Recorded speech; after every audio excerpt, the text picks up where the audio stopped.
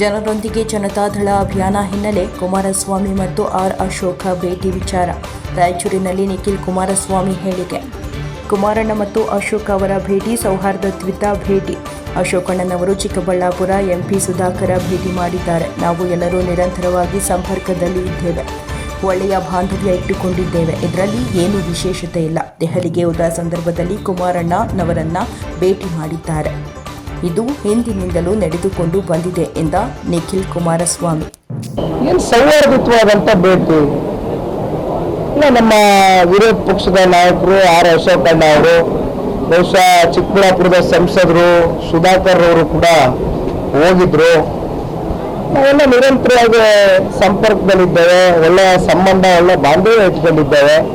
ಹಾಗೆ ವಿಶೇಷತೆ ಏನಿಲ್ಲ. ಬಹುಶಃ ಡೆಲ್ಲಿಗೆ ಹೋದಂಥ ಸಂದರ್ಭದಲ್ಲಿ ನಮ್ಮ ಮನೆಗೆ ಯಾರೇ ಬಂದರೂ ಕೂಡ ಸನ್ಮಾನ್ಯ ಕುಮಾರಣ್ಣ ಅವ್ರನ್ನ ಭೇಟಿ ಮಾಡಲಿಕ್ಕೆ ನಾವು ಹಿಂದಿನಿಂದನೂ ಕೂಡ ಸಾಂಪ್ರದಾಯಿಕವಾಗಿ ಅವ್ರ ಜೊತೆ ಕೂತು ತಿಂಡಿ ತಿನಿಸಿ ಅಥವಾ ನಾವು ಜೊತೆ ಊಟ ಮಾಡ್ತಕ್ಕಂಥದ್ದು ಇದು ದೇವೇಗೌಡರು ಸಾಹೇಬ್ರ ಕಾಲದಿಂದಲೂ ನಡ್ಕೊಂಡ್ ಬಂದಿರತಕ್ಕಂಥ ಪದ್ಧತಿ. ಅದನ್ನು ಮುಂದುವರಿಸ್ತಾ ಇದ್ದೇವೆ ಬಿಟ್ಟರೆ ಬೇರೆ ಇನ್ನೊಂದು ವಿಶೇಷತೆ ಏನಿಲ್ಲ.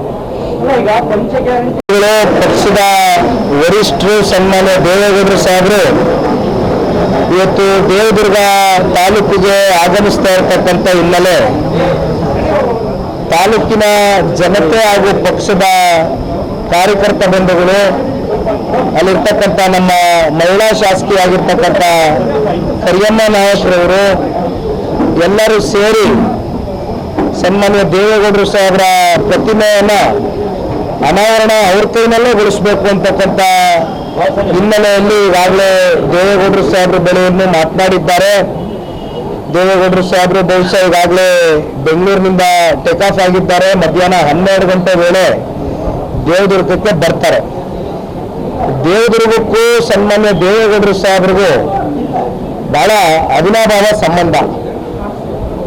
ನೀರಾವರಿ ವಿಚಾರಕ್ಕೆ ಸಂಬಂಧಪಟ್ಟಂತೆ ನಾರಾಯಣಪುರದಲ್ಲಿ ಆ ಕಾಲುವೆಯನ್ನು ನಿರ್ಮಾಣ ಮಾಡ್ತಕ್ಕಂಥದ್ದಕ್ಕೆ ಸನ್ಮಾನ್ಯ ದೇವೇಗೌಡರು ಸಾಹೇಬರು ಮುಖ್ಯಮಂತ್ರಿಗಳಾದಂಥ ಸಂದರ್ಭದಲ್ಲಿ ತಗೊಂಡಂತ ತೀರ್ಮಾನ ಈಗಲೂ ಕೂಡ ಶಾಶ್ವತವಾಗಿ ತಾಲೂಕಿನ ಜನತೆಯ, ವಿಶೇಷವಾಗಿ ರೈತರು ಹಾಗೂ ಹೆಣ್ಮಕ್ಳ ಹೃದಯದಲ್ಲಿ ಶಾಶ್ವತವಾಗಿ ಉಳ್ಕೊಂಡಿದೆ.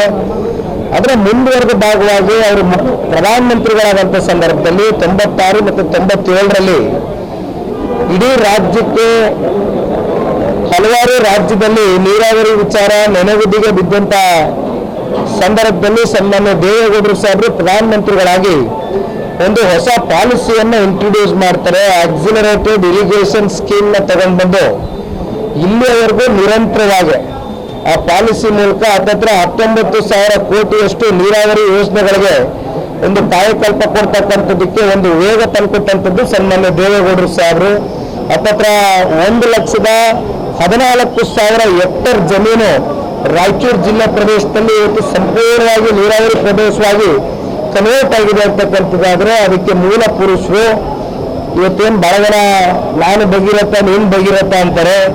ಆದರೆ ನಿಜವಾದಂಥ ಭಗೀರಥ ಕನ್ನಡ ನಾಡಿನಲ್ಲಿ ಯಾರಾದರೂ ಇದ್ರೆ ಅದು ಸನ್ಮಾನ್ಯ ದೇವೇಗೌಡರು ಸಾಹೇಬರು. ಬಹುಶಃ ಕಾಯಕವೇ ಕೈಲಾಸ ಅಂತ ಅವರು ನಂಬ್ಕೊಂಡಿದ್ದಾರೆ. ಆ ತತ್ವ ಸಿದ್ಧಾಂತದ ಮೇಲೆ ಪಕ್ಷವನ್ನು ಕಟ್ಟಿದ್ದಾರೆ.